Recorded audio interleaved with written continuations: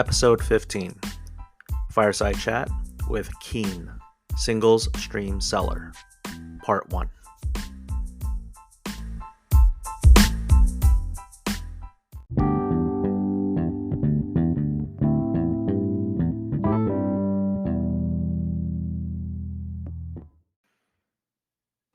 Welcome to the Card Diary by Hobby S. Thompson. I am your host, Denny Cards.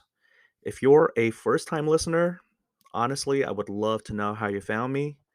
Like, do you remember the movie Skyfall from 007, where I think Ray Fiennes or Fine, I don't know how to say his name, but he says to James Bond, "What took you so long?" So, but if you've been along for the ride this past month in June with me, thank you so much for being with me since the beginning. I am 14 episodes in and celebrating the 1 month anniversary of launching the podcast, which seems like a short time, but if you're in the hobby, I think you would agree with me that time in the hobby is much different from real life time. For example, a week in the hobby can feel like a month, mainly because so much happens. And, this is just my opinion. And if you're on social media, you know that there's something happening seemingly almost every day. And of course, there's just constant content being created and pushed out. So I'll say what I've said in the past, which is thank you for listening, because you could be listening to anything else right now in the world, but you're here with me. So if you like this, go ahead and leave me a review wherever you get your podcasts. Hit up my socials, Danny_cards. I mean, just all that.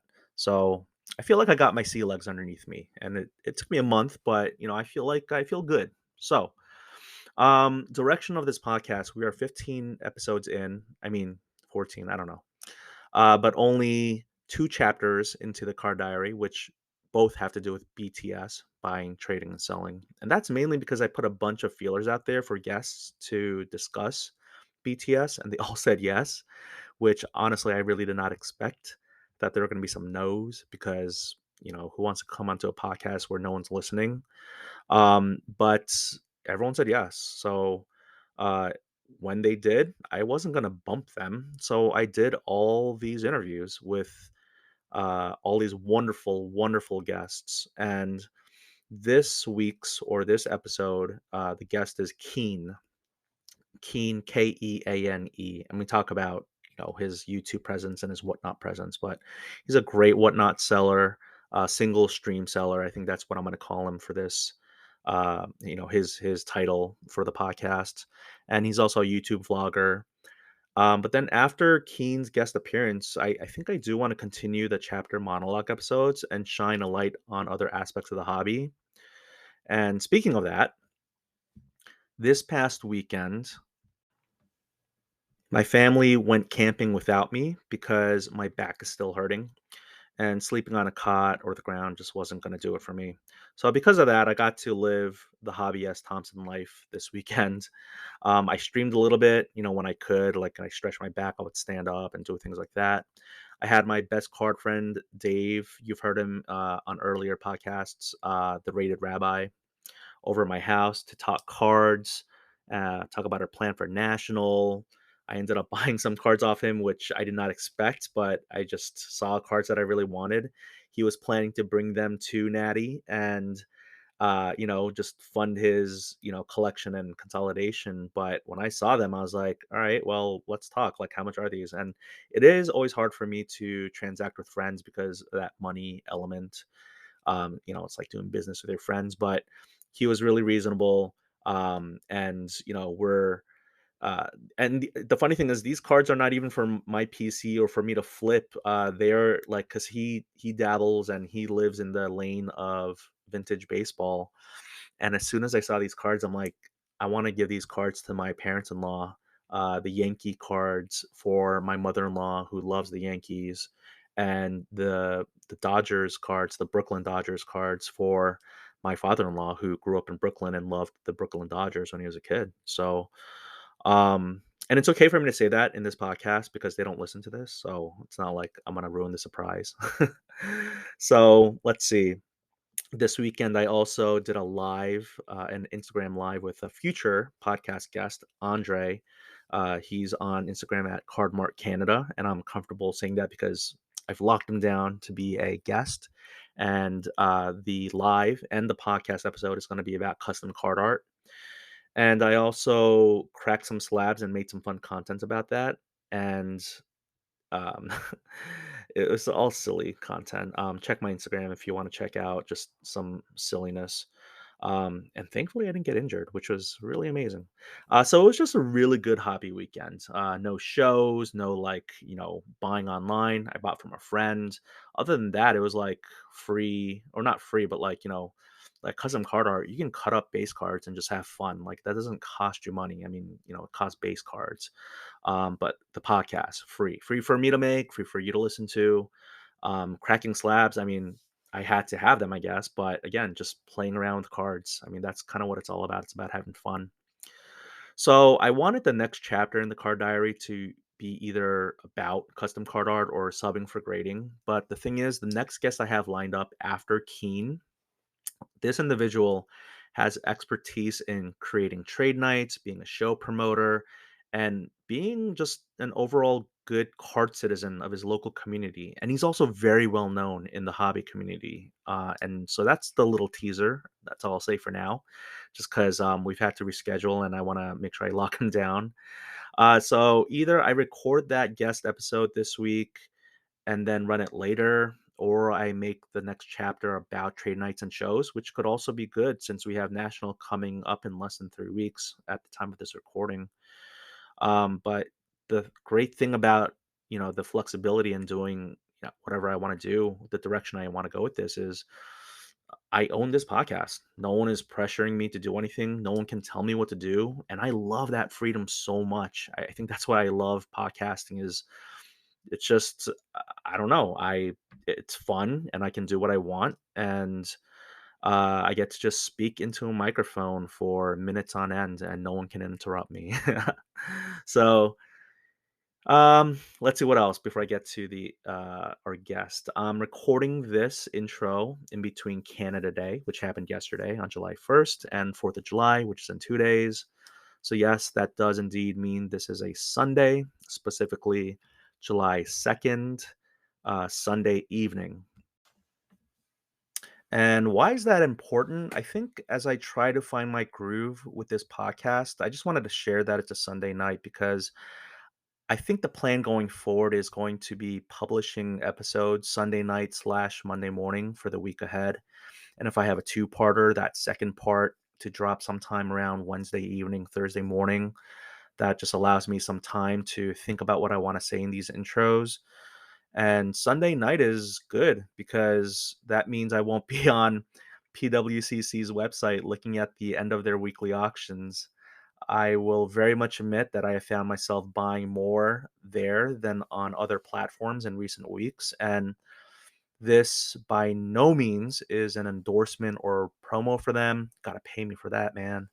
No, just kidding. But I'm just saying that I need to do this podcast, or not that I need to, but I want to do this podcast Sunday evenings. It's good, the commutes Monday morning. People can listen to this, so I think that I'm gonna try to release them for people who, if they want to listen to it on their Monday morning commute, because that's like kind of like the worst time of the week, right? So if you are listening to this, contemporaneously or at the time that it releases, so but yeah, no, PWCC, I gotta say, they do a great job of mixing the best parts of eBay and whatnot into their weekly auctions. It's like, here's this whole week where you get to look at the cards, and then here's a time when they're all ending at the same time. And then there's this extended bidding period where it's like whatnot, where you can, just bid until the last person remains. There's no sniping with like the last second. Like if something bids, if there's a bid, it goes to the next bidding window. It extends to the next window. So no, I think that's a really neat way of doing things. Again, I'll stop talking about them until I get that sweet, sweet endorsement money. Um, just kidding. I'm not doing this for the money. Although I do have podcast costs, which I'll probably get into when I talk about podcasting and just, that being another chapter episode in the future. So, speaking about whatnot, it reminds me, let's get to this week's guest, a power seller of singles on Whatnot. Again, Keane, Keane.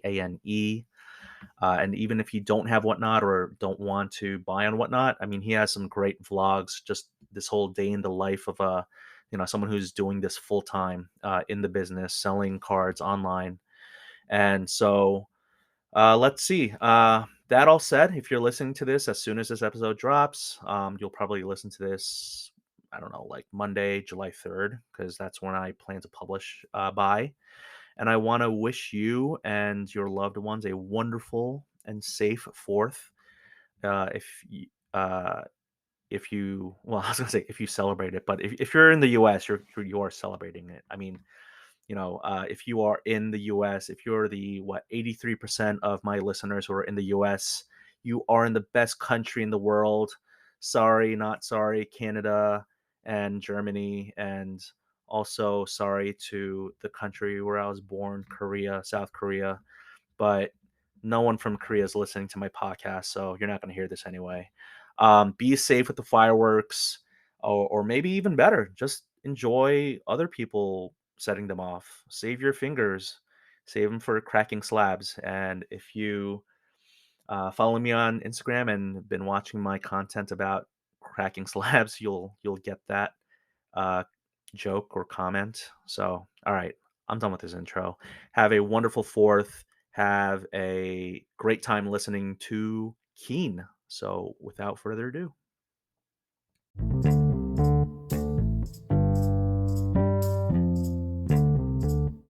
Okay, we're going to jump right into it. Like Keane said, welcome to the Card Diary by Hobby S. Thompson. I am your host, Denny Cards, and you are listening to the fastest growing podcast in the hobby, which I will claim until proven otherwise. I also have one listener in Germany, so Dankeschön to you, my good card friend.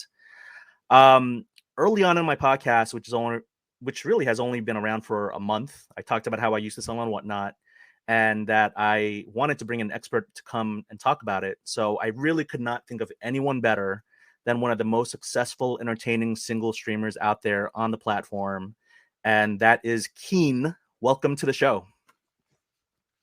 Thank you, brother. Appreciate it. I love being here, man. Thank you. So I got to say right off the top, I know I only have an hour, and I know for my other guests I've gone longer than that. But I'm gonna make the most out of this hour. And I gotta say, like I asked you before I hit record, you want to warm up a little bit, and you were just like, no, I'm like, let's just go. And I'm just like, oh, that's awesome. You're like Steph Curry. You're like you don't even need to warm up and shoot those shots from like the tunnel and like from the stands. Right. Just from the hip, man. We just jump into Oh it. my goodness, that's awesome. So I gotta say, you saying you're from the Bay Area and liking Curry and being from California. Mhm. If I can name the 5 places my first 5 guests were from, they were from California, then Chi-Town / Illinois, then Virginia and New York. But those two in Virginia and New York, they both had pets named Callie. And so we just have to bring it back to Cali. So you know that song, I'm going back to Cali. So Exactly. thank you so much for being on the show. So um, I don't have a bio for you, but I know some about you because I've watched your content and it's terrific. Is it okay with you if we kind of cobble together your bio like on while recording and just kind of like I'll throw some numbers at you and you just tell me if it's true or not, things like that? Absolutely. Yeah. All right, awesome. So this is all research that I did or like watching your content on YouTube or Instagram. So you have 22,000 almost 22,000 subscribers on YouTube, is that right? That is correct. Yes. And you had your latest video about being scammed out of like $1,000. That had like 7,000 views. Correct. That is awesome. You almost have 5,000 followers on Instagram. Correct. Yeah. You recently made a post that just in one quarter, the first quarter of 2023, in 3 months, you spent 6 figures on cards, $116,000 if I round up. Correct. And if 7-Eleven is open for business, are you? Yes, that is correct. If 7-Eleven and CVS are open for business and they're working, then so am I. There you go. CVS too. Oh man, that hits too close to home because I've been there way too often recently due to medical stuff. Oh no. Plus or minus 5 IKEA bags in your house? Minus. Minus. Oh Yeah. man, I thought it might be more. I thought that was a pretty decent number. How many bags do you have? 3. I should have more, but I've lost the others. I should We'll have more. get It should be over 5. um in case we don't get to that, I wanted to say when you stream and you're shipping out, you put just a insane number of packages into these huge IKEA bags, right? I mean, that's how successful your streams are on Whatnot, right? Correct. Yes. And because I did delete Whatnot, I wasn't able to check this out. How many like followers do you have on Whatnot? I think I just hit 11,000. Wow, that is awesome. Mhm. Um, and so those are the stats, but of course we're not just numbers, we're human beings. Mhm. Before we get into selling on Whatnot and all that, um, take as much time as you'd like to kind of like tell us your origin story, like um collecting in the past, or the current, the evolution of yourself. Just go ahead, please. Yeah, so, I mean, people always ask if I got into collecting in the '90s and, I mean, early on. I mean, I was never really a collector. I mean, back then, during, like, the junk wax era, everybody just had a pack of cards, you know what I mean? So, I had a little bit too, but it wasn't really until 2019 that I really got reintroduced to it. But at that point, it wasn't so much of a full-time job. It was a buy and invest type thing because cards were on the boom upwards, right? So 2019, I was, had a couple cards, and then 2020, of course, happened. The pandemic happened, and then everything just kind of went crazy, as did all industries. And then it became a buy, a hold, and appreciation with cards, right? All the investors were doing, everybody was doing very well in everything, whether you into crypto, whether you into watches, whether you into sneakers, whether you into sports cards, even vintage clothing. Everything went kind of crazy, and then of course that all normalized, and now here we are. We go into 2021, 2022, 2023, and 2022. I'm unhireable. You know what I mean? I made a shirt about it. I made a post. I think it was early 2022. I was at a crossroads. I was like, okay, either I'm going to do sports cards full time, reselling full time, or I'm going to go back and get a job.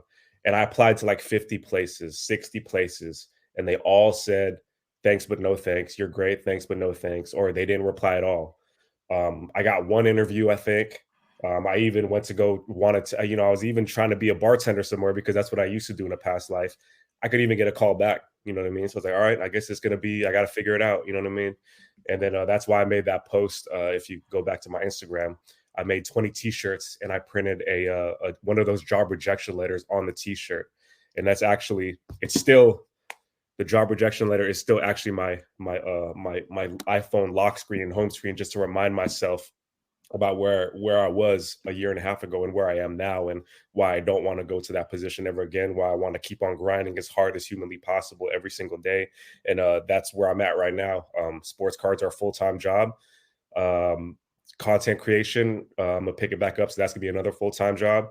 And yeah, that's my origin story. I'm doing what I love for a living, and I love every second, every day, every minute of it. That is awesome. So you're kind of like Michael Jordan. You get fueled by rejection. You're just like, I get cut from the high school team. I'm gonna like just dominate the NBA. All Yeah, right. So I get very petty. I won't say Michael Jordan, but I mean, like, I get very petty. Like, the job rejection letter, like that's like fine.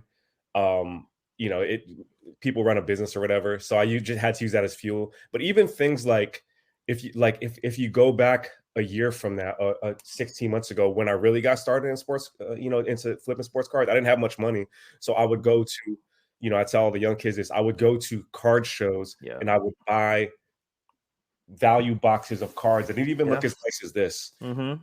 They didn't even have pennies. They didn't even have top loaders. They were penny sleeves.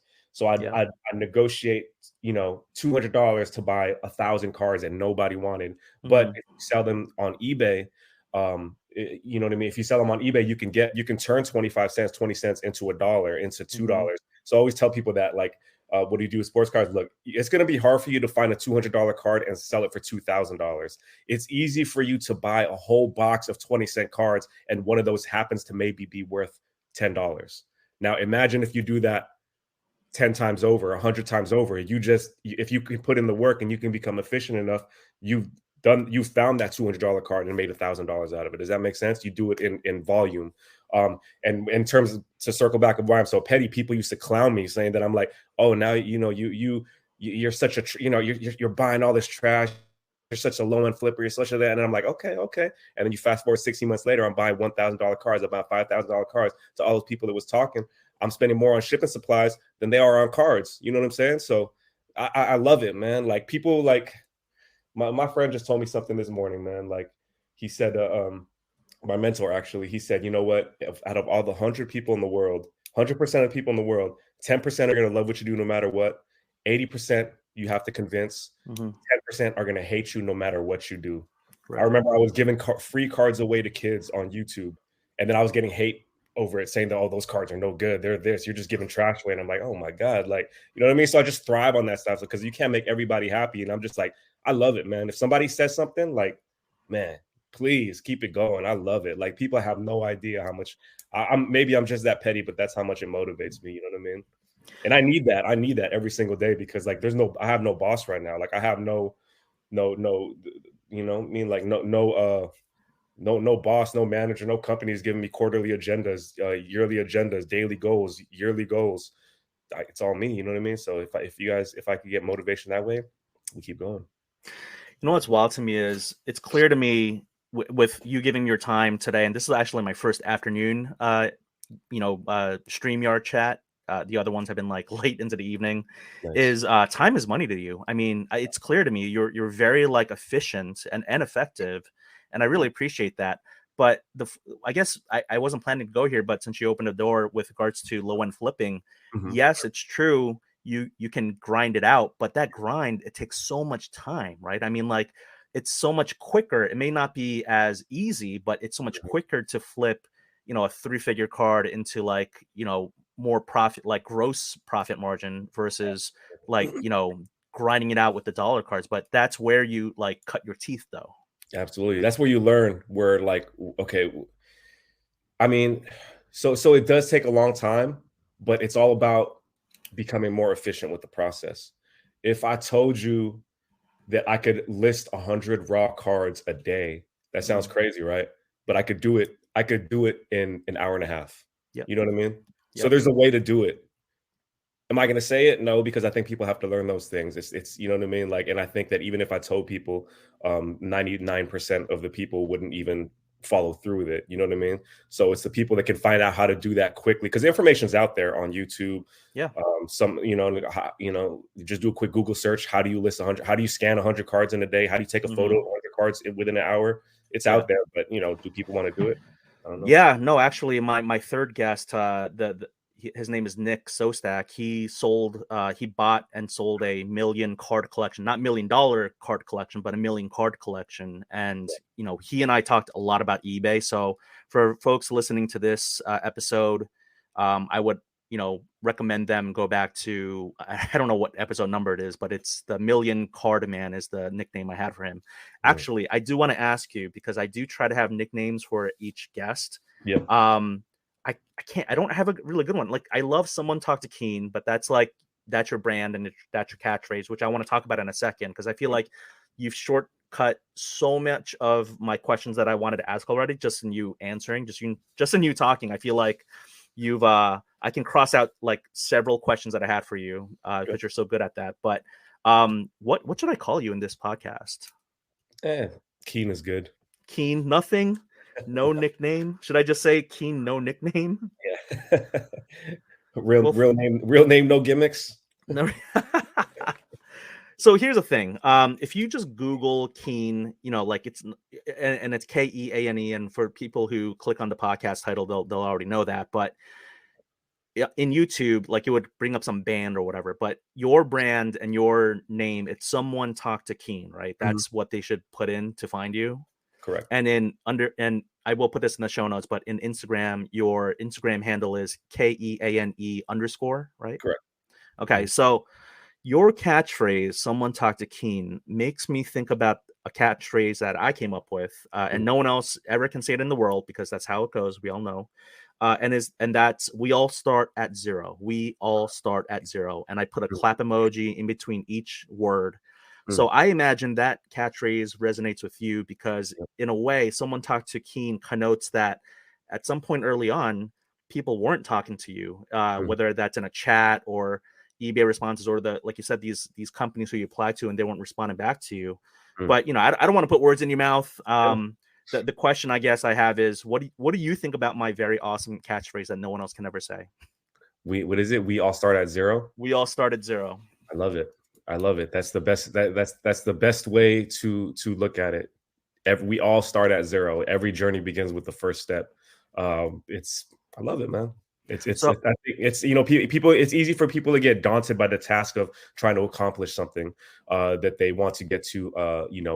If you're going from 0 to 100, they want to get to 100 as fast as possible. But you got to start right. with zero, and then you got to get to one.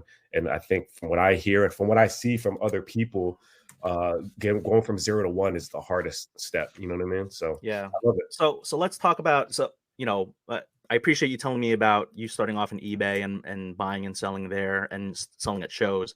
But again, I've had other guests talk about that. So what I really wanted to focus on was you selling on stream Yeah, platforms, specifically Whatnot. You're successful at it. I bought from you a long time before I deleted Whatnot because it was getting too addicting and crazy. But when it comes to your streams, I found them to be entertaining. mm, You don't have to buy anything. You can just have fun. You can vibe. You're just yeah, like freestyle rapping and like just having fun. It's a positive vibe. It's a fun vibe, and I give you a lot of credit. But it took you a lot of time to get to that point. I imagine. Again, someone talked to Keane. yeah. Can you tell me so the listeners can benefit too? Like, what was it like when you first started out on Whatnot? I think well, I guess I kind of had a leg up because I had a little bit of a YouTube following, a social media following, and a Mhm. little bit of a community. So I remember the first stream we hit like 10, 15 people. And it's hard. I mean, like people always ask like how do you get started on Whatnot? And it's not as easy as just like, signing up, turning on the switch, turning on the light, and all of a sudden you put a card up and it sells, right? Like if you Mhm. scroll through the Whatnot live show feed, you'll see people that have like one person in the room, two people in the room, five people in the room. It's really tough. I don't know if it would be. I imagine it's a lot tougher now because they've let a lot more sellers come in. Mhm. But I will say that the one tip that I have is you just have to give, and this goes with not just Whatnot, but this goes with everything in life. You have to be able to give people value. So I remember when I first started on Whatnot, I was losing on a lot of cards. Which is just the way it is. But then the thing is, if I sell you a $50 card and it goes for 25, that sucks, right? But that $25 is you can consider customer acquisition because you're probably going to come Mm. back the next stream after that and buy something else because you won. Like, you know what I mean? Like that's what I think not even just Whatnot. I think like just card dealers in general don't understand is that other people you can't have all the money. You know what I mean? You can't get all the money in every single deal because who's gonna want to deal with you? You know what I mean? Like Mm. not everybody has that many rare cards where like you can command all the money all the time. You'll see deals with me on YouTube, me and other dealers, and then they give me a good amount of percentage, and then I return the favor every now and again. And even in my chat, like there's in the stream, there's a lot of people that spend a lot of money, and it's like you hear me say it, and it's not a joke. They say, "Keen, can you do X amount for this card?" I said, "For you, absolutely," because you know what I mean. It's all about building relationships. You know what I'm saying? And I think that's the difference between the people that are really successful. And even when you go to your local show, there's always somebody that always has all the business. That has somebody coming to the table all the time. Yeah. Yes, they probably have a good amount of inventory, but I think they just are also good at just giving people a lot of value. You know what I mean? And Mhm. conversely, then on the other side of it, there's people that are have the same cards every single week because they're asking me Mhm. all the money. They don't want to cut a deal, which whatever. Like Right. some people don't have to do this for a living, so they could do whatever they want, right? But that's just the dynamic of the two ends of the spectrum. I love what you said. You can't have all the money. That's so true. And I think just to add on to that, I think sometimes you need to take one step back to take two steps forward. I think everyone, like I'm not the best basketball player or the best basketball coach, but when I coach my kids' basketball teams, I'm like, listen, we all want to get to the rim, but there's going to be a defender there.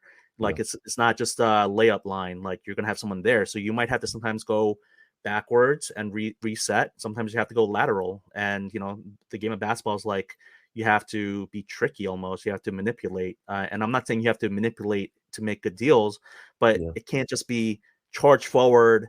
and you have an obstacle in front of you and you try to just push it over. I mean, I guess maybe football, you try to like bowl someone over and get a pancake or a block, but in Right. basketball and in life, I feel like you just have to reassess. You can't, if you encounter something, you gotta think quick, and you gotta go backwards to go forward sometimes, right? Yeah, and it's so much more than just the bottom line of the deal, right? Like who made what and how much and what it Hmm. is. Um, maybe we'll touch on this later, but I'll touch on it a little bit now. Sure. Um, like relationships are just like beyond super important. Like there's a lot of videos that I do on my YouTube channel where I do a deal with different shops, like one of them being NorCal Sports Cards. We do a lot Hmm. of deals together, and they are very smart in the sense of they knew that if I come into their shop, that's instant, like that's damn near like a free commercial, like you know what I mean? Because I'm bringing the camera, you're going to be on YouTube, so for them it's like like okay, well these cars that we could sell for 1,000. He's coming in here. He's asking for 800. He's asking for 700. We can make more somewhere else, but there's value right there in building that relationship. And then now you look back, this is this.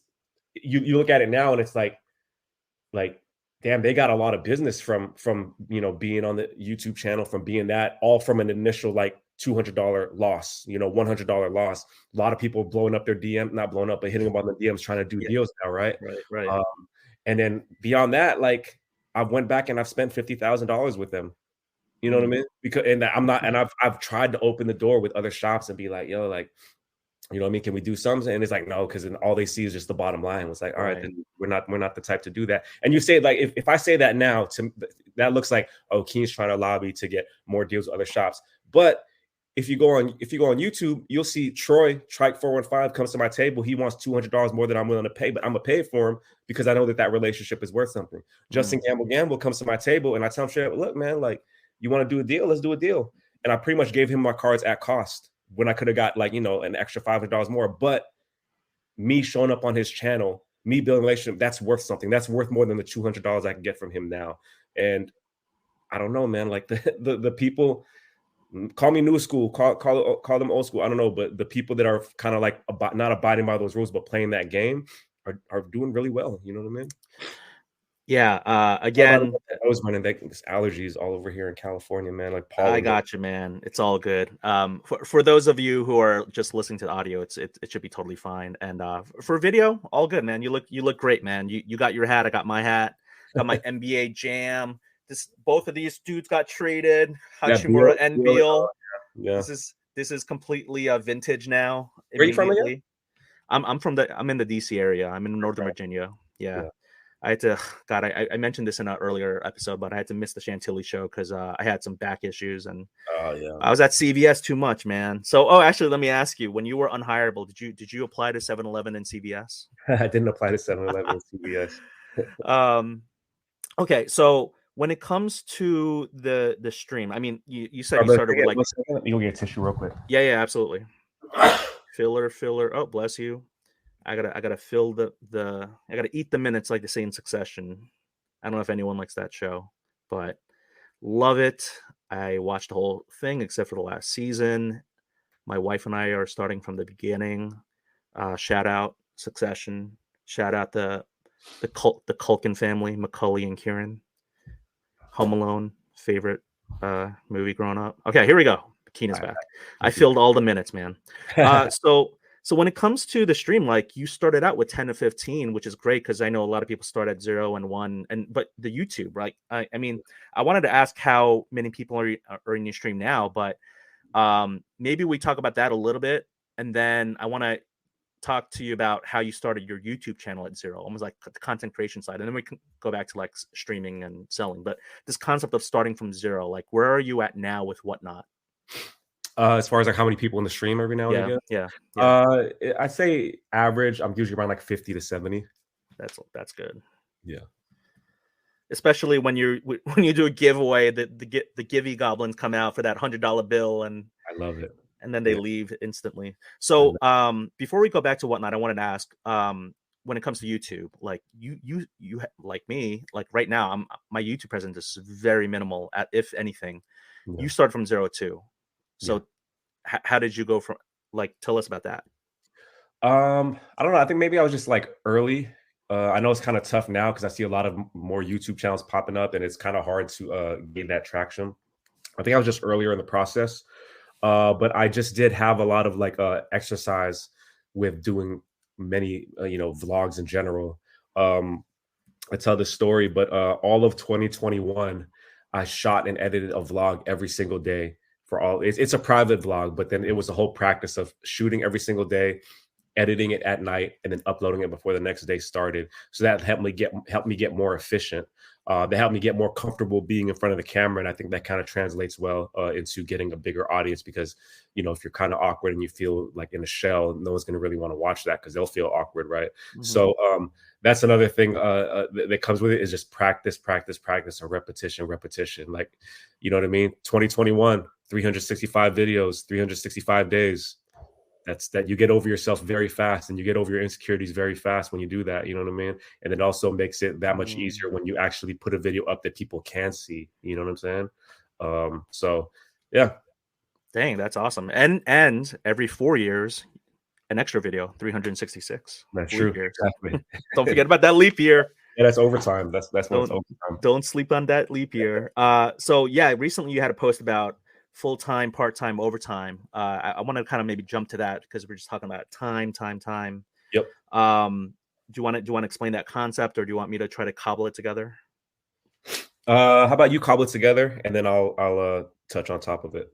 All right. So, oh man, I really don't skewer me for getting it wrong or if I misconstrue because I'm just doing this off the top of my head. But Mhm, you recently made a video about how important it is, like, this right now is a full-time gig to you, but mhm, there are people who are in it just, as a participant, as a collector, mhm. who this isn't their full-time thing. But Sure.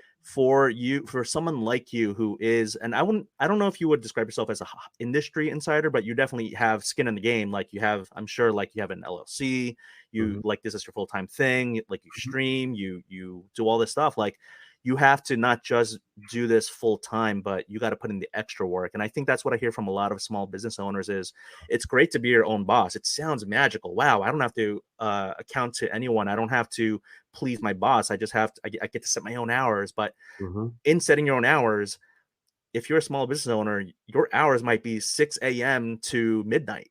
Absolutely. That's it. You said it best. There's a part-time, like, like so a lot of people want to do this as a full-time job, but only put in part-time hours, and that's just not possible. Well, maybe it is, but I haven't found the formula and I haven't seen it. I haven't talked to anybody that does. Everybody that I know that's successful at it is putting in not just full-time hours, but overtime hours. But the thing of it is, like, you love the game so much and you love the hobby so much that it never feels like work. I think you're absolutely right. It's 6 a.m. to 12. It's from waking hour to sleeping hour. You know what I mean? Like, from every Yeah. waking hour, there's something to do. Like answering the stuff beyond just selling a card or listing a Hmm. card. Like, there's DMs that you got to answer. There's trips you got to make to the post office. There's books that need to be done. And like, if I'm Hmm. selling something, like I tell my friend Davis, like, if I'm selling industrial auto parts, like, I'm not passionate about that. You know what I mean? I'm not gonna want to wake up and like see where the best industrial auto part deal is. You know what I mean? It's sports Hmm. cars. Like, I love this. You know what I'm saying? So that makes it easier. And I realize that, like, at the end of the week, I take a stock of my week and, like, wow, I put in like 70 hours, 80 hours. You know what I mean? But it doesn't feel like it because this is what I do. This is what I love doing. You know what I mean? So I don't know. Like yeah, full time, part time, overtime. You got to put in the overtime hours to treat this like a full time job.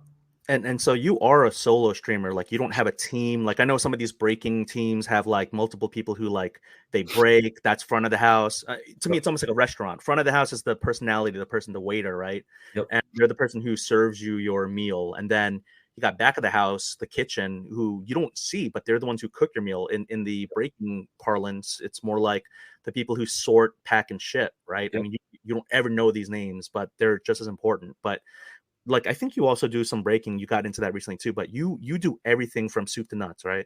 Yes. Solo. I mean, I'm open to the idea of scaling up. And then hiring people and doing more. But right now, I'm I talk about it, like, it's all about getting efficient with the process. You know what I mean? Mhm. That's the only Yeah. way you can make it really work. Like packing 100 items Like how long would that take the average person? You know what I mean? For Yeah. me, about 2 hours. You know what I'm saying? Oh So my gosh. like quick because like I've got the processes down super efficiently. You know what I That mean? is, yeah. You And must let's not make this into an advertisement for Rollo printer, but you must love your Rollo printer. I I love imagine I don't want to that. say it's a Rollo, but your thermal printer, right? It is a Rolo, but yeah, I do love the Rolo printer. Yeah, I feel like and so yeah, many people have the Rollo. yeah. So Um, and then also just in terms of like me being by myself right now, I just love yeah, the low overhead. You know what I mean? Like I don't have to pay yeah. anybody. It's just me. Like, and I'm working out of the home, so I don't have to pay for office space. So Wow. you know, just riding for that as long as I can. When it's time to scale, it's time to scale.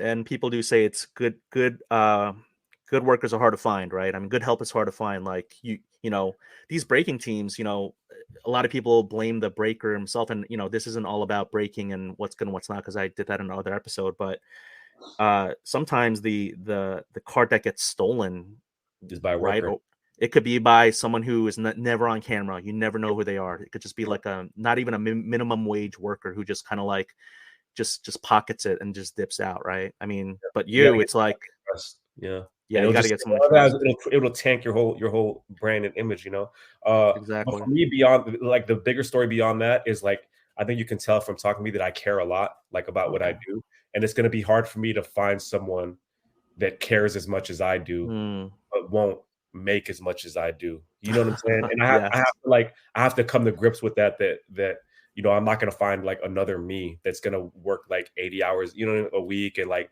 do this from sun up to sundown and be ready at the drop of a hat. Like I wouldn't even want to do that if I didn't have my name on the building. You know what I mean? So I got to come to grips with that and come to terms with that. But for now, like I'm okay with being obsessed with this on my own. Nice.